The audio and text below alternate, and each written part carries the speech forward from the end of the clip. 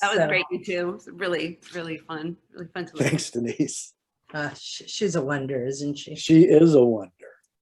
Gotta wonder. She always has been.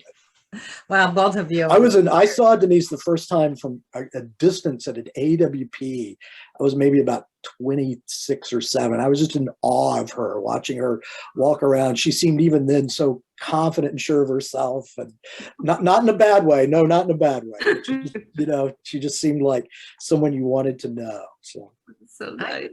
Yeah, I remember when she first came to Florida to do a reading for the Hannah Kahn Poetry Foundation. I had the same feeling. I don't remember what year it was, but yeah, I was like struck immediately. So I'm super happy when she moved to Florida. I think it was 1999, and I was think it really the same year, Rick, like in person. Yeah. Oh, I think so, Denise. I think that's right. Yep. When we finally really met. Pivotal year in my life. Not me stalking you at some conference. 1999. Wow. I know. We're old. We're all getting old. Okay, so I'm going to move to Ice on a Hot Stove. I'm going to hold it up. Oh, good. See, Denise can show that. When I tried to do it, she like retreated into her background, so I will do it. Thank you. Good. Yep. First of all, how did this title evolve? Who would like to? Both of you. I think we didn't know what to call it. So I think what we did, we were thinking, weren't we thinking like a phrase from one of the poems or something about South Carolina? And then we were just stuck. So we were stuck. Because I think an anthology to try to have one title to get everything, but this was, a Robert Frost quote. So that's what we settled on. And I think you actually suggested it was one of the, we each sort of suggested, I don't know, 3 or 4 different titles. And this was one of your suggestions. And we kind of knew that this was it. Yeah. Denise has great titles. Well, I think also the way the poems, like, if something melts on a stove, that it goes any which way. And that's sort of how the book was. There's all different kind of poems in here. And right. Well, Ice on a Hot Stove is such a, I just lost the word. It's such a, not a dichotomy, a oxymoron almost, that it is like wonderful. Yeah, because the whole book is just filled with interesting and different takes on things. Yeah, most really diverse, I think, anyway. Very diverse. Most of the poets featured in the anthology are either faculty or visiting writers. So how did you decide? And there were a few former students too. Right. So was your purpose with this to highlight the writers that appear at Converse, or was it supposed to be the student writing? What was your initial purpose? I mean, Phil, add if there's other things here, Denise, but we were really sort of wanting to get some of everyone, faculty, visiting faculty, and our graduates, because the idea behind it was that all of these people sort of make up this community, right? That we wouldn't have the faculty and visiting faculty without the students who become our graduates, who then go on and publish their own books. And that those students had a very direct connection, obviously, to the faculty and visiting faculty who were there teaching them and working with them. And so we wanted to try to find some from each of those groups as a way of sort of presenting what the program was and what it had been about for that decade. This was like for the first decade of the program.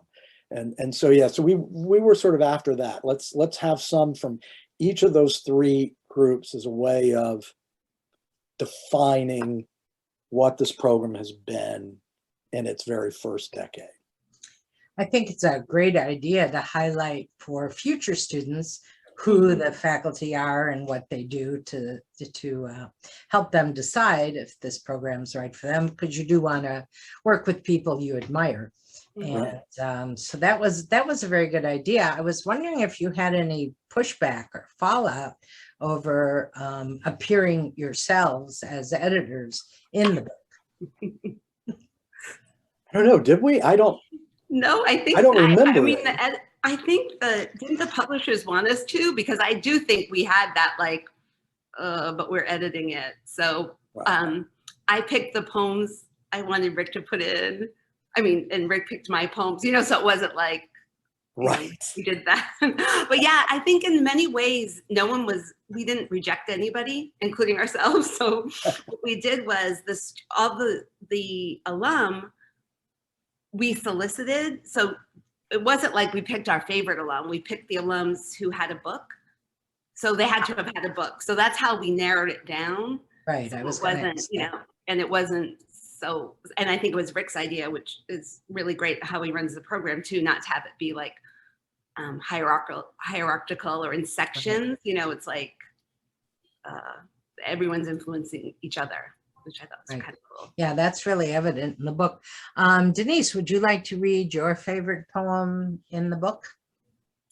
Sure. This one's real. I marked two, but I thought I'll read the short one in the interest of time. And maybe if we have time, I'll read another. But this poem I solicited. Dorianne Locks came to visit Converse a couple of years ago. And she was the first person, I think, I mean, there probably was someone else, the first person I saw who was writing about the pandemic. And she wrote this little poem called Lord of the Flies that appeared on Rattle. And I asked her if we could have it, and she said yes. So this is Lord of the Flies by Dorianne Locks. And it has an epigraph. Coronavirus conference gets canceled because of coronavirus. Bloomberg News, March 10th, 2020. So this is like right in the beginning, right? I think I was still going to school that day. Lord of the Flies. I can already see the streets filling with corpses piled tenderly along the curbs. First the homeless, then the poor, then those who were lost, depressed, lonely, alone. The rich will be last, top of the pile as they were in life, dressed in their finery. Oh, the ball gown shrouds, the worthless pearls. Real. Oh, wow. What a way to talk about the coronavirus. Mm-hmm. When did she write that? She wrote it the week of the first lockdown in March? Yeah, because on Rattle, they have that weekly poem based on the news. So it was sometime between March, like the latest she could have written it is March 17th. So I'm guessing it was a lot earlier, like probably March 15th or something. That's a really good one. And I love how the title, Lord of the Flies. Oh, yeah. And so I mean, she was right. I mean, when other people, this is like one of those poems that really takes a chance, because what if it was just a blip? Then this poem would be like, nothing to worry about here. But she, of course, was absolutely right, which is another kind of amazing thing I think about the poem. And the reference to what happens with people is just terrific. Yeah. Okay, Rick, what about yours? There's so many that I really do admire in here, and I love the first poem by Albert Goldbarth and the last poem by Gary Jackson, which we sort of selected. One is about reading in general, and which is Albert's, and Gary's is about giving a reading. And I think they're both powerful poems, and they both sort of open and close this anthology for us, I think. But if you don't mind, I'm actually going to read one by one of the graduates of the program, which was in her very first collection. So this one is by Lisa Hayes Jackson. It's called Junk Mail, and it actually is about her husband, Gary Jackson. Well, I was going to read. That was my choice. Oh, yeah. That's funny. So Junk Mail by Lisa Hayes Jackson. My new husband pulls the hood of his sweatshirt over his head and jokes in that inappropriate way men think so funny, that I should come looking for him if he doesn't return from checking the mail. My heart jumped that short space between my chest and throat, but I didn't laugh because it was dark outside and all our neighbors are white. I worried every minute of the 5 he was gone, recited the Serenity Prayer 5 times before he came back through the front door, keys in hand, dragging a little of the night's cool air with him. In the pile of mail, sealed envelopes from utility companies, a church flyer, sheets of glossy coupons, impossible to recycle. The evening passed as so many do, dinner, reading in bed, goodnight kisses. When morning comes and my husband leaves for work, I watch him drive out of the cul-de-sac.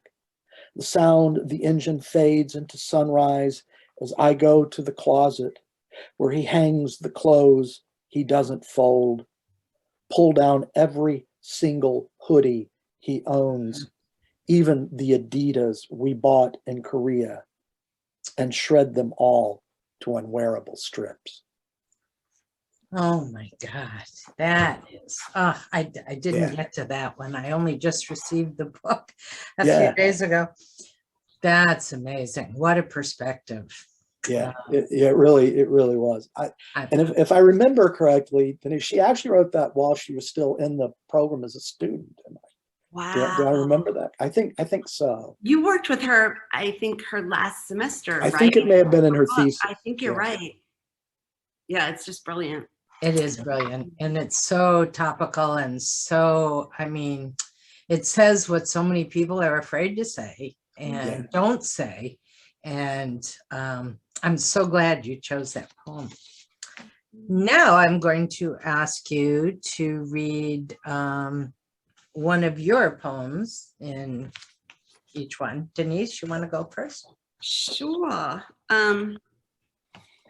I got to find myself. Okay. All right. I will read. I think I'll read on the occasion of typing my first email on a brand new phone. When I sign Denise, autocorrect suggests Denise Richards, which makes my ex-husband Charlie Sheen, which makes me a mother of 3 daughters and sometimes more, as I also volunteer to take care of the twins Charlie fathered with his 3rd wife, Brooke Mueller, while she's in rehab. In my new identity, I'm 10 years younger, a lot skinnier, but I haven't read much. In my new identity, I get breast implants so I can be in Wild Things, for which I become pretty famous because of a sex scene with Nev Campbell in a pool. But after that, my acting goes nowhere, except for bit parts and my now canceled reality show, It's Complicated, which only runs for a year and for which Charlie calls me greedy and vain. Sure, I get to be in The World Is Not Enough, but Entertainment Weekly rates me the worst Bond girl of all time. In my new identity, I still have a sister named Michelle. I'm still French-Canadian, raised Roman Catholic. I still get to be a writer, but when I'm Denise Richards, instead of poems, I publish a memoir, The Real Girl Next Door. I'm a New York Times bestseller, but deep down I know it's not because I wield a great sentence. In my new identity, instead of overeating, I get more plastic surgery and pose for Playboy with my marriage head self, and I no longer feel sexy and just want to prove something. In my new identity, my mother has passed, but my father is still alive, going to the millionaire matchmaker to look for new love. Though I'm no genius, I'm generally respected because I don't badmouth anyone, even when I'm on Howard Stern. I repeatedly declined to talk about the restraining order or any of Sheen's public subsequent meltdowns. What's the point? Besides, I need to protect my kids. There aren't many famous Denises, and I wonder why my phone, if it's that smart, doesn't suggest Levertov. When I erase Richards, autocorrect still doesn't recognize who I am. As I try to re-sign, Samsung asks if I'm sure I'm just a plain old Denise. Might I really mean denies, or maybe demise? Fabulous poem. So how did that get started? Just the way you wrote it did? The autocorrect? Yep. Did you, that happens so much. Did you My have poor niece, to? I have a niece, Kate, and now I get Kate Middleton. And I'm like, no, not Kate, not Middleton, my niece. It just, why would they think that? Why? Mine is always suggesting barbarian, which really. Oh, because you spell your name you spell your name without the second A. So they're probably always, I think they auto-corrected me a few times to just Barbara, the other. Yeah, Barbara. Yeah, everyone keeps doing that. Did you have to do a lot of research on Denise Richardson? I did. I kind of knew who she was, but then once I went down that rabbit hole, I was like, oh my God, so crazy. Well, And she does have a sister named Michelle. I have a sister named Michelle. We're both Catholic. It was just very weird. Yeah, and her father did go. There was a show called Millionaire Matchmakers, which I did know about that. And her father was on it. He's like, it was just, anyway. But yeah. Well, as the pop culture queen, I wouldn't expect you not to know. That's right. I got to keep up. Yeah, it's your duty. Do you know if she's ever read this poem?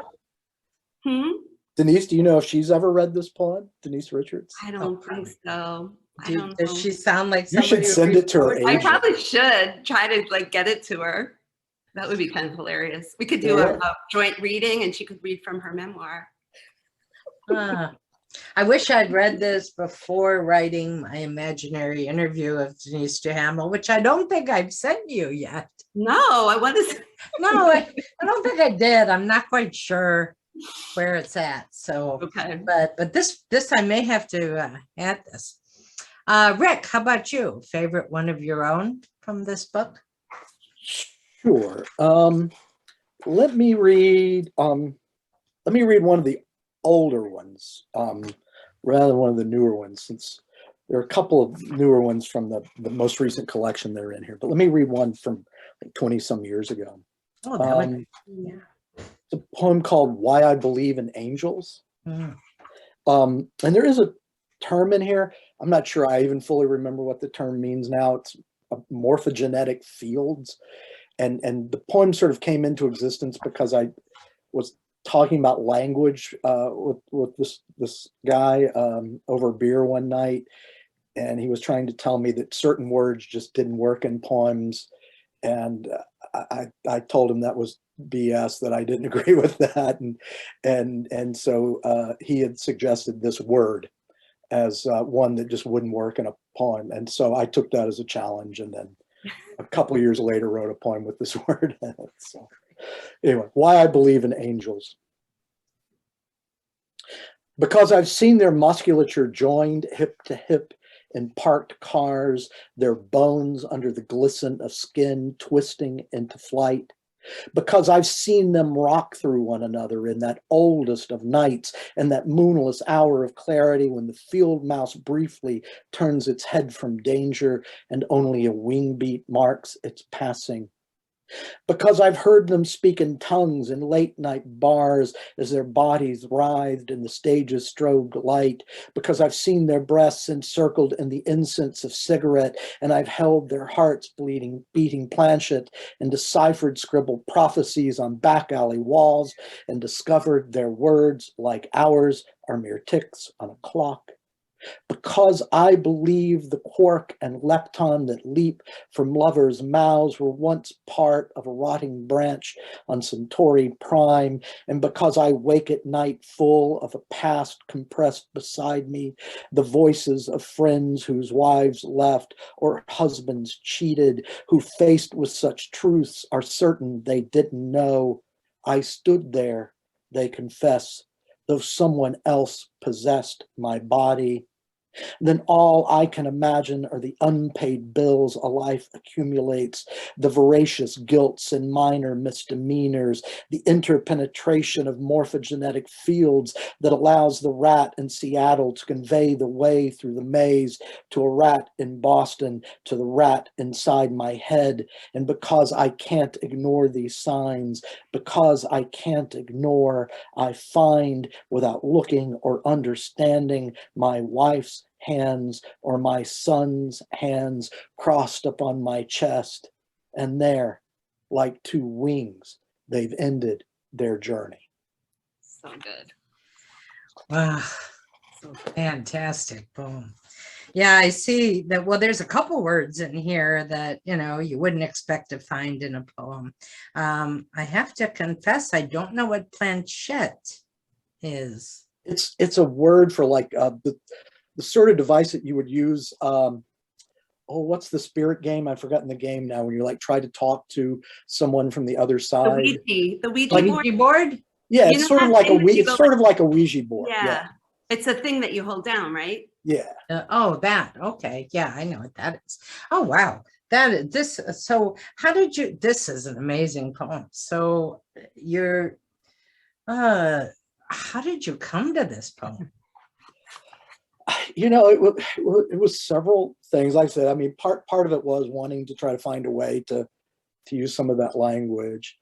Part of it was I was reading a lot of sort of science and pseudoscience and even science fiction at that time, and so that was sort of in my mind then.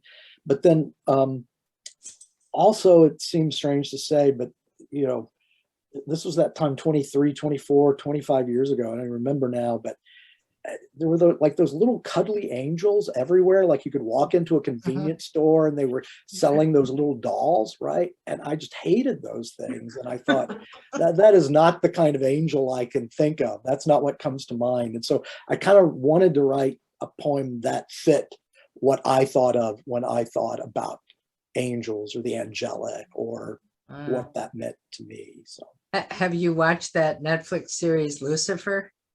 I've seen a few episodes of that. Those angels are certainly no angels I ever imagined. They're not cuddly.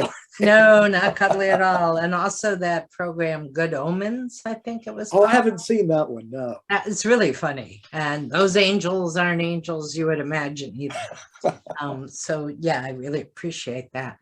What would you like to say about the Converse program? Oh, that I'm so proud of our students and our graduates. You know, we're now in well into our second decade now, and so we've had time for those students who are now graduates to really be writing, and so they're winning awards and publishing books all over the place, and it's such a thrill to see that happen, and to know that that's happened because we've had what I think is just the most amazing faculty in the world who are like great colleagues. My experience over the years has not always been that English departments necessarily always are inviting places, but gosh, the experience of sort of teaching and being a part of this program has just sort of changed my thoughts on all of that. The faculty here are so supportive of not only each other, but of the students. It's just really been such a pleasure. And I'm just thrilled to have been a part of it all these years, to have had so many wonderful people like Denise and others who've been involved at different times as well. So. Oh, great. Denise? I remember this was AWP, like, so way past 99, but not that far, maybe like 2005, 6. 5 or 6, yeah. Yeah, and Rick said, I have this idea, do you want to go to Jitter? And he told me that he was going to start a low-res MFA program, and I was so excited for him, but I was also like, how are you going to get the fund? You know, you just never know, like our school's going to be supportive, and it seemed like so much work, and he pulled it off, and it's just kudos, kiddo. I mean, it's kind of amazing, really. I mean, it's such a legacy to leave, to be a part of, and Yeah, looking through the contributors notes, I see how many alums are now pretty famous in their own rights. And of course, one was in Best American this fall. Hannah, yeah. Another one, just a big sort of Southern Poetry Prize back in the summer. So it's been exciting. Anyway, it's been a great pleasure talking to you both about this one. Now it's time to move on to Denise's book.